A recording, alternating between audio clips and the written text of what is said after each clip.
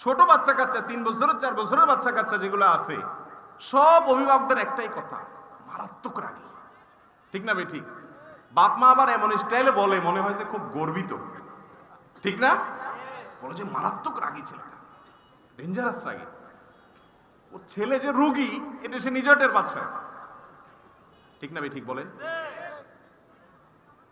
ছোট ছোট বাচ্চাদেরকেও দেখবেন গত 10-20 বছর আগেও, মুরব্বীরা বলতে পারবেন, 10-20 বছর আগেও পোলাপান এত হট মেজাজি ছিল না। এখন আরে বাপরে বাপ, চান্দি চুন্দি সব গরম।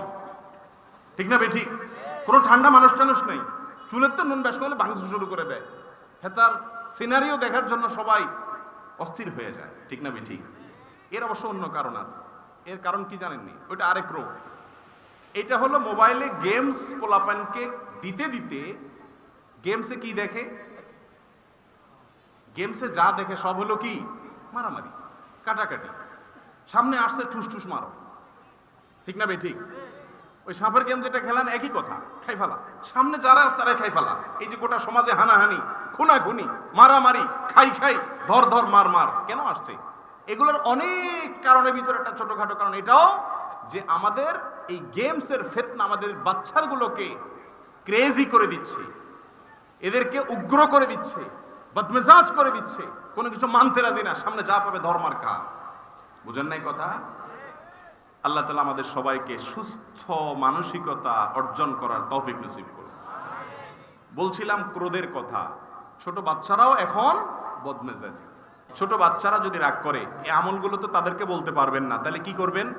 একটা পলিসি, একটা আমল শিখেন, রুকিয়া, একটা ঝাড়ফুঁক শিখেন। পানি, খাবার যাই দিবেন বদমেজাজ বাচ্চাদেরকে, আউযু বিল্লাহি মিনাশ শাইতানির রাজিম 7 বার পড়ে ফু দিবেন, দিয়ে খাওয়াইবেন, পারলে ছিটাবেন। ইনশাআল্লাহ দেখবেন ওর বদমেজাজি আস্তে আস্তে কমবে। এছাড়া আরো কিছু পলিসি আছে। রাগ হলে সাথে সাথে তার কাঙ্ক্ষিত জিনিসটা দিয়ে দেন, এটা ভুল। কোনো বাচ্চা সে যখন দেখে চেতলেই তো পাওয়া যায়, তখন তার চেতনটা নিয়মিত হইতে থাকে।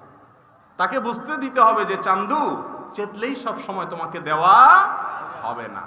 ঠান্ডা হও, মাপ চাও, লাইনে আসো, তারপরে পাবা। এভাবে এক্সারসাইজ করলে আস্তে আস্তে ইনশাআল্লাহ রাগ সংবরণ সেও করবে।